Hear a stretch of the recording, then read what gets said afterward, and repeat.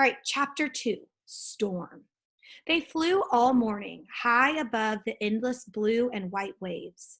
Elmer sat feeling the wind on his face, listening to the whir of the dragon's wings, and watching the compass to make sure they were going in the right direction. I see a rock down there, said the dragon in the late afternoon. Let's rest a bit. Good idea, said Elmer. The dragon circled down to the rock, landing on all 4 feet. Elmer unpacked 11 tangerines, and as he and the dragon ate, they watched the sky turn from blue to gray and then to dark gray. Looks like a storm, said Elmer. Yes, said the dragon. Do you think we'd better wait here or go on? If the wind's bad, the waves will wash right over this rock, said Elmer. But if we keep going, maybe we can fly away from the storm. Let's hurry on, said the dragon, and up they flew while the waves grew wider and wilder. I felt a drop of rain, said Elmer, looking up at the blackening sky. Suddenly, a ferocious wind rushed up from behind, pushing them forward faster and faster. Thunder crackled all around them, and cold, hard rain beat down upon them. I wish I had my raincoat, yelled Elmer.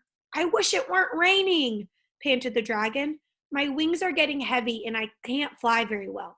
Besides, I hate thunder. The wind blew harder and the rain was colder.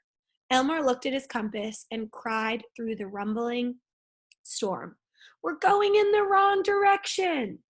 I can't help it. The wind's too strong. I can't fight against it, screamed the dragon. Oh, and here we have a picture of Elmer on the dragon. Elmer put away his compass and looked down at the thrashing spray.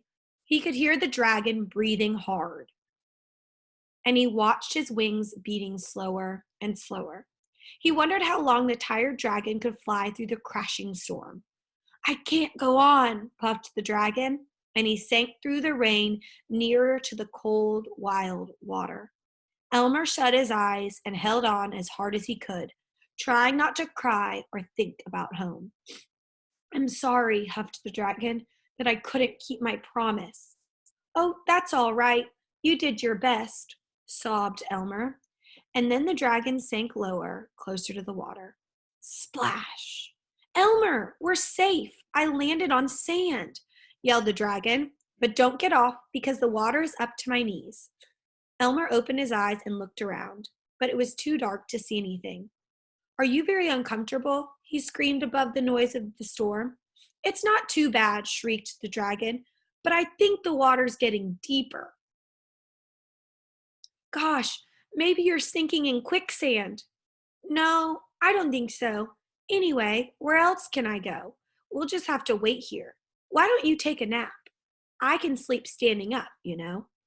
A nap in the middle of the ocean, in the middle of a storm? Why not? There's nothing else to do. So Elmer lay down along the dragon's back, and they both were so tired that they fell asleep while the thunder boomed all around them. Elmer! Elmer! My stomach's underwater, cried the dragon, suddenly waking up an hour later. Elmer looked around.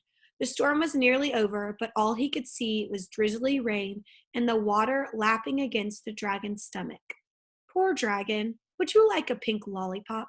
Asked Elmer, deciding that this was a real emergency. I'd rather have a cup of hot milkweed milk, but I guess a lollipop would help, said the dragon. Elmer unpacked one for himself and one for the dragon, and then carefully crawled along the dragon's neck until he could put the lollipop into his mouth. It does help a little, shivered the dragon.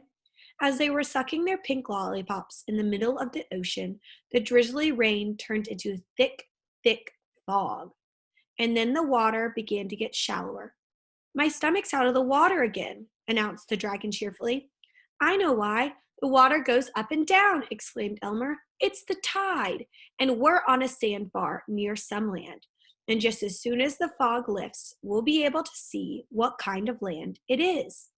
I hope it's dry land, said the dragon. All night the water got shallower and shallower, and Elmer and the dragon were too excited to sleep.